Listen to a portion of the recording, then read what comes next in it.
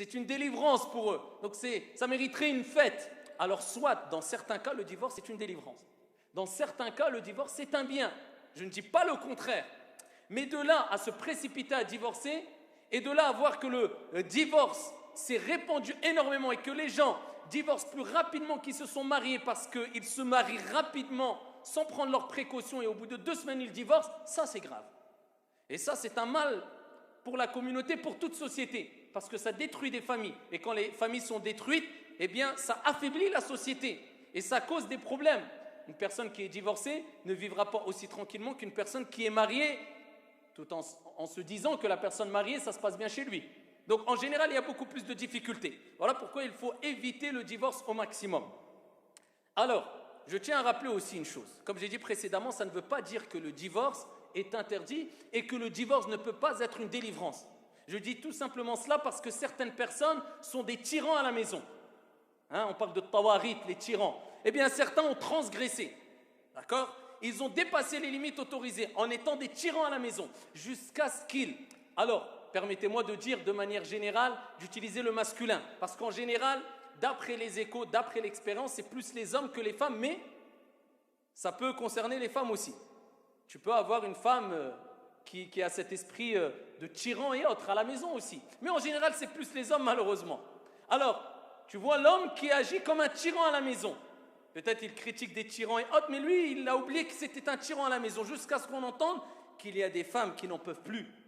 Ils sont opprimés ou ils sont oppressés, ou alors tout simplement, ça devient invivable. Elle ne peut plus supporter cette vie à tel point qu'elle ne peut plus respecter son époux parce qu'elle ne l'aime plus. Alors je ne parle pas de ceux qui ont des sentiments, qui basent tout sur les sentiments. C'est-à-dire que si son amour descend un peu, n'est plus aussi intense qu'au début vis-à-vis de son mari ou le mari vis-à-vis de son épouse, je divorce. Parce qu'ils vivent dans un conte de fées, ils pensent que toute la vie éternellement, ça sera l'amour fou et autres. Non, je parle de ceux qui ne peuvent plus même voir leur époux ou leur épouse. Ça arrive, c'est des cas rares, mais ça arrive. La femme va dire, comme à l'époque du prophète alayhi salatu wassalam, la femme qui est venue se plaindre auprès du prophète alayhi salam en disant « Je ne reproche rien à mon époux, mais si ce n'est que je ne peux plus le voir, je le déteste, je ne l'aime plus. Donc j'ai peur de lui porter préjudice. » Donc ici, il y a des fois où la femme ou alors l'homme ne peut plus supporter. Ou alors se sent oppressé par son époux ou son épouse, et tu vois l'homme ou la femme, mais en général l'homme, qui lui dit même « Non, je t'interdis de me divorcer. » Et ils utilisent même des textes religieux quelquefois. Ah non, la femme, elle ne peut pas divorcer, c'est l'homme qui doit donner l'autorisation, il a akhiré. Sans regarder les finalités, ce qu'on dit ahlul ilm, les gens de science, surtout sur les situations contemporaines et sur les gens qui vivent dans des pays à minorité musulmane, bien sûr. Donc ici, il joue le tyran et il prive la femme de se séparer. La femme a le droit de se séparer. Elle fait al-khul', elle demande la répudiation. Et elle peut se séparer de son mari. Il y a des règles, mais elle peut bien sûr. On va la laisser opprimer, oppresser. Un homme ne doit pas être un tyran à la maison. Ton épouse n'est pas une esclave. Ce n'est pas, tu ne dois pas réagir avec elle comme si tu dois faire ça.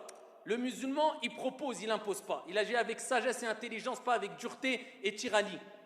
Et des gens pensent que chez eux, leur épouse c'est une esclave. Ou bien, ça peut arriver, des femmes qui vont penser que leur mari c'est un esclave. Ça arrive aussi. Mais en général, c'est plus l'homme. Allah tabaraka wa ta'ala nous dit dans le Saint-Coran « Wa min ayati » c'est parmi les signes de Dieu, les signes divins.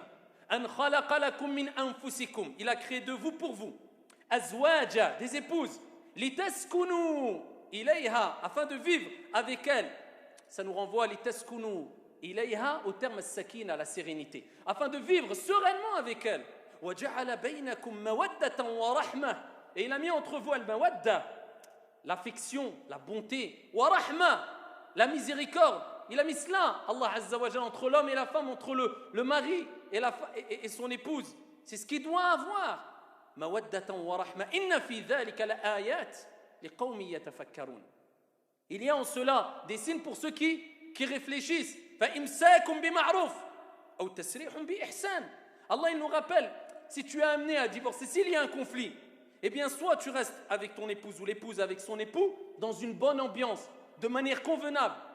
Vous ne divorcez pas, mais vous restez vivre de manière convenable, avec une bonne entente et un respect mutuel. Ou bien le divorce, mais le divorce doit être bien fait. Ce n'est pas dans la guerre. Tu l'as rencontré dans la paix et l'amour, eh bien, si tu es amené à divorcer, vous divorcez dans la paix et l'amour, dans le respect. Parce que le musulman ne bafoue pas tout ce qu'il a comme foi et comme conviction.